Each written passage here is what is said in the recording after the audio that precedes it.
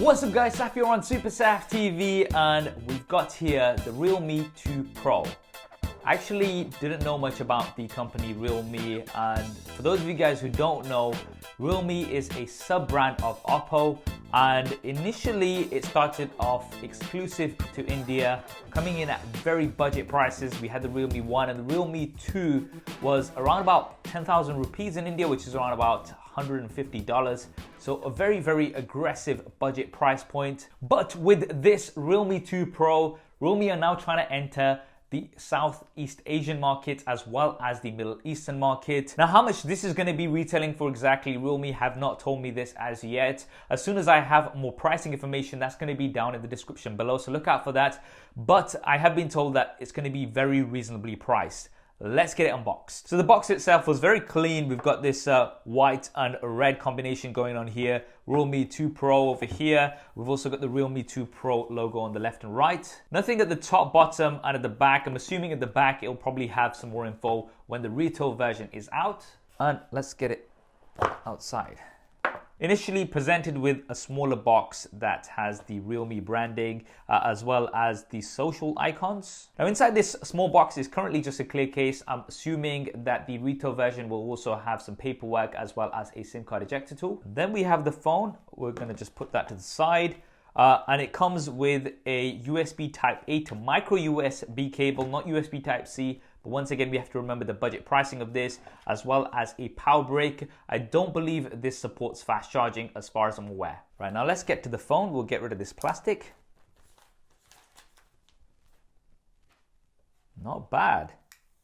So we do have this blue version here, which looks really nice. It's got this kind of glass effect here at the back, but it is polycarbonate. But the standout feature of the Realme 2 Pro is the display. Check this out. Now this is a 6.3-inch Full HD Plus LCD display with minimal bezels, as you can see. We've got a slight chin, and we do have a notch, but this notch isn't like what we normally see on other devices. This is probably one of the smallest notches out there. It's kind of like a drop that just comes in for the front-facing camera. I'm quite digging this look, and I personally really would not mind a notch as small as that. Now, Realme are saying that you've got a 90.8% screen-to-body ratio. Now, these numbers vary depending on who's measuring them, so I take that with a pinch of salt. What I would say is that the screen-to-body ratio on this is very good, especially for a reasonably priced device. Now, inside this little drop notch that we've got, there is a 16-megapixel front-facing camera with an f2.0 aperture, and it's got loads of AI beauty stuff enabled within this. You guys might know that I'm not a huge fan of beauty modes from cameras, but I do realize that it is quite popular in some markets, and I believe that's the reason why it's here. Let's just pop it open for a second. Wow, it's crazy. If I kind of cover my face, you can't see it, it's fine. As soon as I take a look at that, it just brightens up like anything, kind of makes me look a few shades fairer. I'm not a fan of that. You can just leave the AI beauty on. Very aggressive indeed. It's made my face look silky smooth. I'm personally not a fan of that. You might be. There's also a portrait mode from the front-facing camera where it's going to try to blur the background. Now, moving around, on the right-hand side, there is a power button. On the left-hand side, there are volume buttons as well as a SIM card tray. Now this SIM card tray has space for a micro SD card, so you can expand the storage on this, which is great, but you also get space for 2 nano SIM cards, so you can have dual SIMs active on this as well as the SD card. I've seen lots of devices where you have to choose between an SD card or a second SIM because it's part of the same slot. This actually has all of them. That's definitely nice to see. At the bottom, there is a 3.5mm headphone jack. There is a mic. There's a micro USB input, as mentioned earlier on, and there is the single bottom firing speaker. And then we have the dual rear-facing camera setup. The primary camera at the back is 16 megapixels with a pretty wide f1.7 aperture. The secondary camera is mainly for depth information, so when you've got the portrait mode, that's what it's mainly going to be used for. Now, I've never tested a Realme camera before, so I'm not really sure how this is going to perform. There's lots of AI features enabled in this, including lots of beauty modes. I don't mean to be negative on the beauty mode thing, it's just something that I'm personally not a fan of, unfortunately. And then we've got this fingerprint scanner here at the back, which works really well. Check this out. Boom, you're in. It's so fast. You've also got facial recognition, so like without even you knowing it. So I'm just going to try to unlock it here so you can see it. It's pointing up. It's not unlocked.